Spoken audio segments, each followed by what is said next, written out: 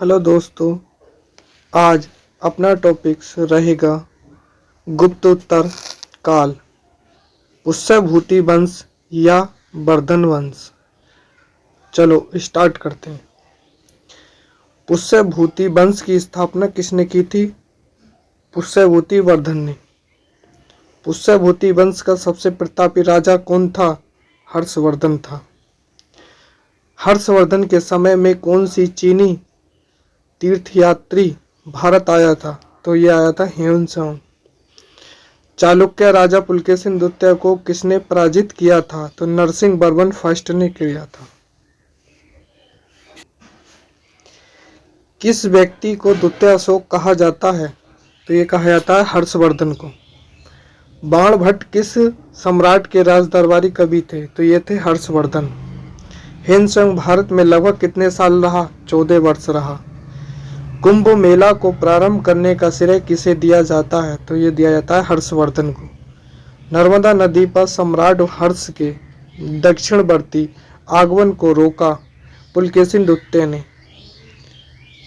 चालुक्य शासक पुलकेशिन द्वितीय ने किस नदी के किनारे हर्षवर्धन को परास्त किया था? तो ये क्या था? नर्मदा नदी पर। हर्ष के शासनकाल में उत्तर भारत का सबसे महत्वपूर्ण शहर कौन सा था? तो यह था कन्नौज। हर्ष की आत्मकथा किसने लिखी? बाणभट्ट ने लिखी थी। हर्षवर्धन अपनी धार्मिक सभा कहाँ किया करता था? तो ये क्या करता था? प्रयाग में।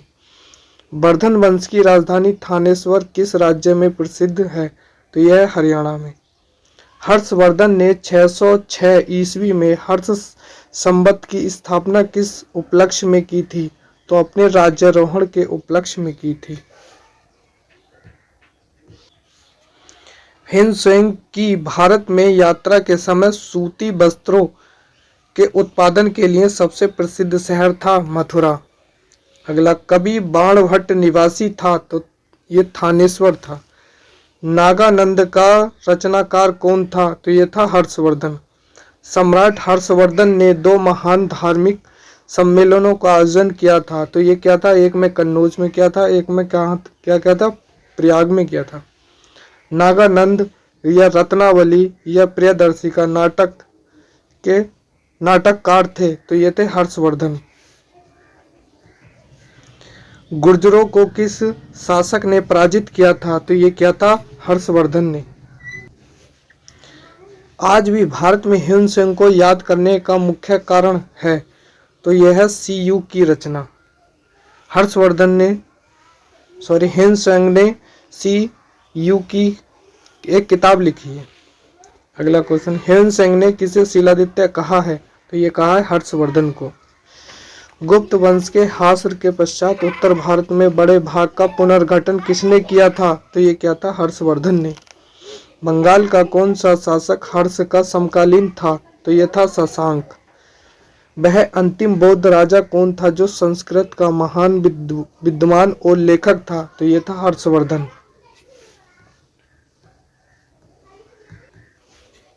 हर्षचरित किसके द्वारा लिखी गई थी? तो ये लिखी थी बाणभट्ट ने। एक चालुक्य अभिलेख के तिथि अंकन में शक संवत का वर्ष 556 दिया हुआ है। इसका तुल्य वर्ष है तो 634 ईस्वी। शक संवत का प्रचलन कुषाण वंशीय शासक कनिष्क ने 78 ईस्वी में किया। यदि शक संवत में 556 अंकित है तो यह ईस्वी सन में 556 प्लस 78 जोड़ के 634 ईस्वी होगा।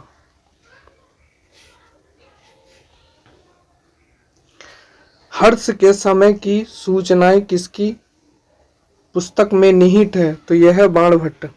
अगला क्वेश्चन, सम्राट हर्ष ने अपनी राजधानी थानेश्वर कहाँ स्थापित की थी? तो ये की थी कन्नौज में। उत्तर प्रदेश में स्थित वह स्थान जहां हर्षवर्धन ने बौद्ध महासम्मेलनों का आयोजन किया था? तो ये क्या था? प्रयाग में। नर्मदा नदी पर सम्राट हर्ष के दक्षिणवर्ती आगमन को रोका था? तो पुलकेशिन द्वितीय ने रोका था।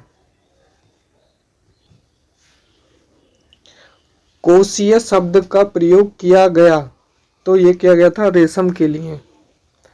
चीनी लेखक भारत का उल्लेख किस नाम से करते हैं? यिनिंतु के नाम से करते हैं। नालंदा विश्वविद्यालय के विनाश का कारण था मुसलमान। गुप्तोत्तर युग में प्रमुख व्यापारिक केंद्र था, तो यह था कन्नौज। आदि शंकर जो बाद में शंकराचार्य बने, उनका जन्म हुआ था केरल में। आदि शंकराचार्य द्वारा स्थापित 4 मठ कहाँ स्थित हैं?